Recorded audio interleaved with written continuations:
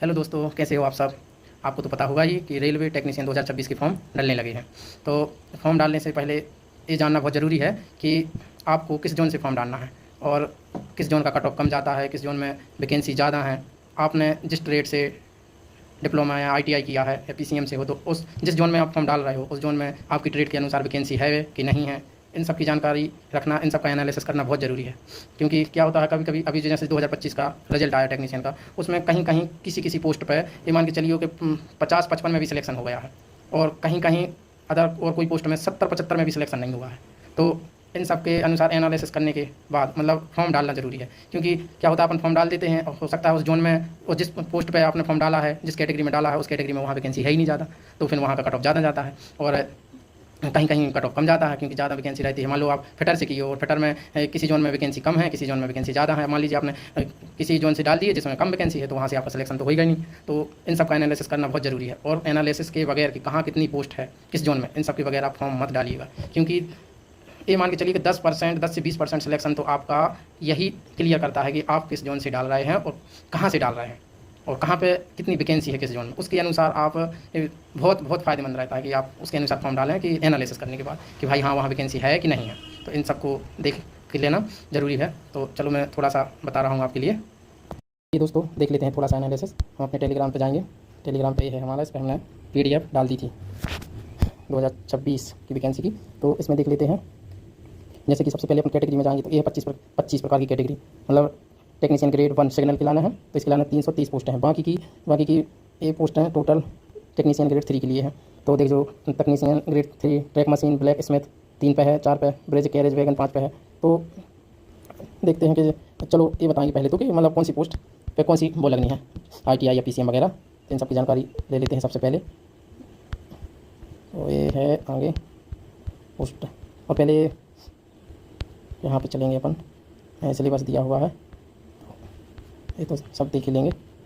बाकी पोस्ट देखना बहुत ज़रूरी है। जैसे ये है टेक्नीशियन ग्रेड 1 सिग्नल, तो इसमें तो यही है कि विश्वविद्यालय संस्थान से भौतिकी इलेक्ट्रॉनिक्स कंप्यूटर विज्ञान सूचना प्रौद्योगिकी या BSc भौतिकी इलेक्ट्रॉनिक्स कंप्यूटर विज्ञान, मतलब डिप्लोमा वगैरह चाहिए होता है टेक्नीशियन 1 के लिए। अब आते हैं अपन टेक्नीशियन ग्रेड 3 के लिए। जैसा ट्रैक मशीन का श्रेणी संख्या है 2, तो श्रेणी संख्या हुआ 2 ट्रैक मशीन की। तो इसमें क्या क्या चाहिए होगा तुमको, देखो जैसे NCVT और SCVT से मान्यता प्राप्त फिटर, ये है फिटर चाहिए होगा। फिटर इलेक्ट्रीशियन और इलेक्ट्रॉनिक्स मैकेनिक्स इंस्ट्रूमेंट वगैरह, इन सबसे ITI चाहिए होगी वेल्डर से। तो ये आ जाएगा ट्रैक मशीन में। जैसे ब्लैक स्मिथ है, ब्लैक स्मिथ में भी यही चाहिए होगा। ब्लैक स्मिथ मान्यता प्राप्त सिर्फ से फोर्जर, हीट ट्रीटर और फाउंड ट्रीमैन, पैटर्न मेकर, मोल्डर, इन सबसे ITI चाहिए होती है अलग अलग प्रकार की। अब जो आएगा ब्रिज, चौथे नंबर पर है ब्रिज। तो ब्रिज में देख लेते हैं क्या, देखो फिटर चाहिए, इसमें फिटर ट्रेड और वेल्डर ट्रेडों में ITI चाहिए है, ठीक है। काय में चौथी नंबर की श्रेणी, ठीक। तो इनका अलग अलग एनालिसिस कर लीजिएगा, क्योंकि इसके बगैर नहीं फॉर्म डालना, ठीक है। जैसे जो डीजल है 6 नंबर श्रेणी पे है, डीजल इलेक्ट्रिकल में क्या क्या चाहिए होगा, NCVT मान्यता प्राप्त से संस्थानों से इलेक्ट्रीशियन, मैकेनिकल, ऑटो इलेक्ट्रिकल और इलेक्ट्रॉनिक्स, वायरमैन, इलेक्ट्रॉनिक्स मैकेनिक या मैकेनिक, पावर इलेक्ट्रॉनिक्स ट्रेडों में ITI चाहिए होगी, ठीक है। और ये डीजल की है 7 पे, मतलब डीजल मैकेनिकल, तो इसमें डीजल मैकेनिकल फिटर और मैकेनिक ऑटोमोबाइल, इन सब, और ट्रैक्टर मैकेनिक, वेल्डर, पेंटर, इन सबसे इसमें ITI चाहिए होगी, तभी फॉर्म डलेगा, ठीक है। और क्या बोलते हैं, जैसे कि ये कहाँ चला गया, हाँ ये है 8 इलेक्ट्रिकल PRS 8 नंबर की श्रेणी की है। तो इसमें क्या चाहिए होगा, NCVT संस्थान इलेक्ट्रीशियन, वायरमैन, इलेक्ट्रॉनिक्स मैकेनिक, इन सब की अच्छे से जिस ट्रेड से आप फॉर्म डाल रहे हो उस ट्रेड का एनालिसिस जरूर कर लेना कि कौन कौन सी पोस्ट। जैसे फिटर की मान लीजिए, फिटर की एक 19 वाली है, ये सिर्फ इसमें फिटर ही चाहिए होगी, ठीक। फिटर ट्रेड में ITI और अप्रेंटिस वगैरह चाहिए होगी। NCVT SCT 19 नंबर का कोड है और एक 12 होगा, 12 नंबर का कोड है। जैसे फिटर ऑयल, इसमें भी सिर्फ फिटर ट्रेड में ITI चाहिए होगी। तो जैसे 12 हुआ, 19 हुआ, ठीक है। ये सिर्फ फिटर वालों के लिए है। ऐसे ही इलेक्ट्रीशियन का देख लेना, ठीक है, जो सिर्फ उसी के लिए चाहिए होगी। और एक और होगी 21 में भी फिटर, वेल्डर, मशीनिस्ट वगैरह चाहिए होगा। मैकेनिकल कार्यशाला में रहता है 21 नंबर। और जी 25 नंबर है वेल्डर है। तो इसमें वेल्डर पाइप, मतलब वेल्डर से इसमें ITI चाहिए होगी पूरी। वेल्डर से ITI अनिवार्य है 25 नंबर श्रेणी में। और एक अप्रेंटिस, अब जैसे देखते हैं अपन, देख लेते हैं भोपाल जोन का, ठीक। तो भोपाल जोन में देखो, ये टेक्नीशियन ग्रेड 1 सिग्नल, मतलब ग्रेड 1 की लाना।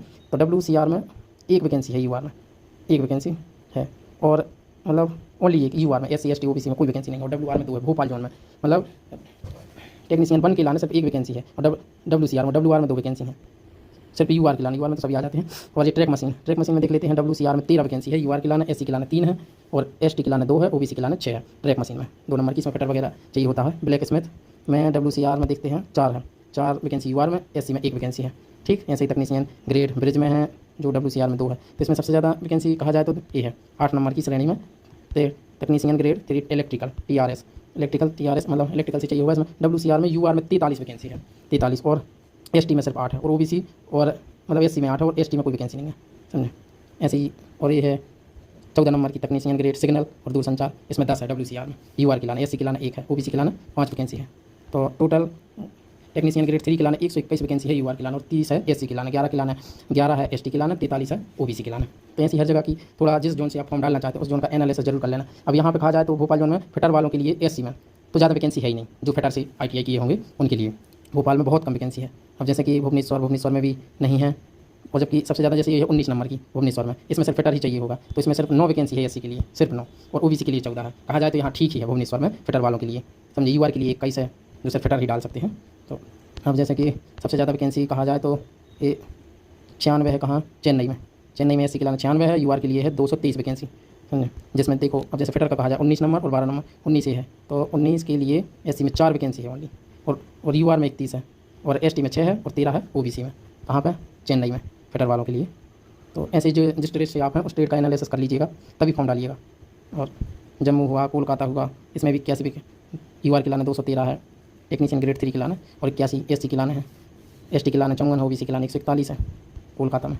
मालदा हुआ, मुंबई देख लेते हैं। मुंबई में देखो, मुंबई में कहा जाता है सबसे ज़्यादा वैकेंसी है, क्योंकि टेक्नीशियन ये है, टेक्नीशियन ग्रेड 3 के लाना, यूआर के लाना 432 पोस्ट हैं, और ST के लाना 160 पोस्ट हैं, और 74 है ST के लाना, और OBC के लाना है 272 पोस्ट। जिसमें कि ये मानिए कि मुंबई में जैसे मान लो हम SC के लिए ही देख लेते हैं, तो SC के लाना है जैसे कि सबसे ज़्यादा 11 नंबर की है, और 19 फिटर वालों के लिए। तकनीशियन ग्रेड 3 फिटर के लाना 27 वैकेंसी है यहाँ पे, मतलब जिसने फिटर से किया है ना ITI, तो यहाँ पर उसके लिए सही है।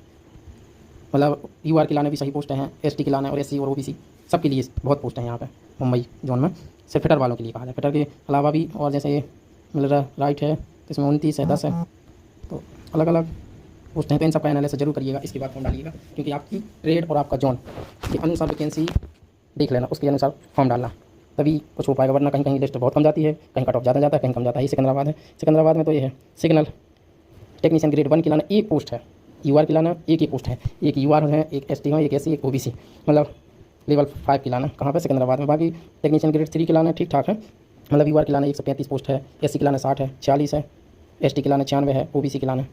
तो अब यही है 19 नंबर की फिटर वालों के लाना 19 पोस्ट है, यूआर के लाना, SC के लाना 7 है, OBC के लाना 13 है, ST के लाना 4 है। तो ऐसे सिलीगुड़ी में है, ये है 89 पोस्ट है, यूआर 34 है, SC ST के लाना 19, 62 है, OBC के लाना। तो दोस्तों इसके अनुसार एनालिसिस कर लेना और देख लेना, बहुत ज़रूरी है, तभी फॉर्म डालना है। ऐसा कहीं से भी फॉर्म मत डाल देना, वरना सिलेक्शन होते हुए भी सिलेक्शन नहीं हो पाएगा आपका। और जो पोस्टें मर्ज हुई है ना, जैसे 32-34 पोस्ट थी शायद 2025 में, अब उनकी कैटेगरी 25 कर दी है, सो कितनी पोस्ट कौन सी में मिला दी गई हैं, इन सब में ये आ जाता है। जैसे इलेक्ट्रिकल में जे आ जाए हैं, ये भी देख लेना थोड़ा सा, एक सिग्नल है ब्लैक। तो पोस्ट बाई एनालिसिस करना बहुत ज़रूरी है, इसके अनुसार ही आप फॉर्म डालें, ठीक है।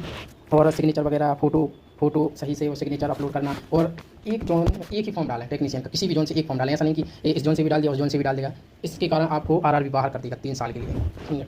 तो एक फॉर्म डालें और सही से डालें, और लास्ट डेट का इंतजार मत करें, जो भी डॉक्यूमेंट्स चाहिए होंगे वो जल्दी से जल्दी बनवा लें और जल्दी फॉर्म डालें। लास्ट डेट में सर्वर डाउन के कारण फॉर्म नहीं डाल पाते हैं, तो जिस जोन से डालना है पूरा एनालिसिस कर लेना और उसके अनुसार फॉर्म जल्दी डाल लेना, ठीक है दोस्तों, धन्यवाद।